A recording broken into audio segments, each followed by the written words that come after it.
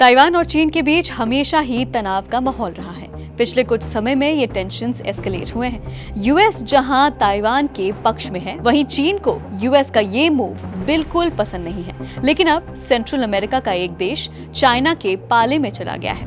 मैं यहाँ बात कर रही हूँ हॉन्डुरस की। नॉर्थ और साउथ अमेरिका को एक टेढ़ी मेढ़ी पट्टी जोड़ती है। इसे सेंट्रल अमेरिका के नाम से जाना जाता है। हॉन्डुरस इसी इलाके में पड़ता है। सेंट्रल अमेरिका देश यानी कि हॉन्डुरस की राष्ट्रपति जियोमारा कैस्ट्रो ने ये घोषणा कर दी है कि उनकी सरकार चीन से राजनयिक संबंध स्थापित करेगी।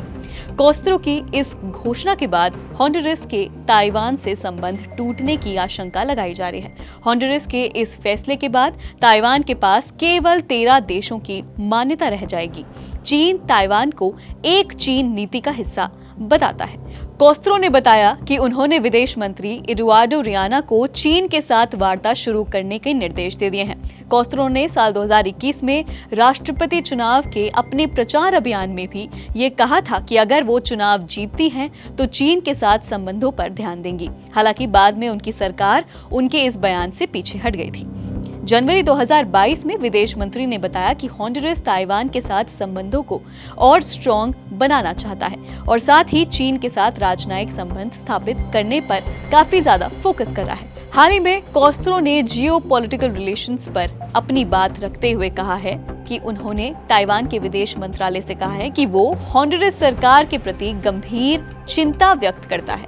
हमारा देश हॉन्डुरस को कई बार स्पष्ट कर चुका है कि ताइवान अपने सहयोगियों के लिए एक ईमानदार और विश्वसनीय भागीदार है।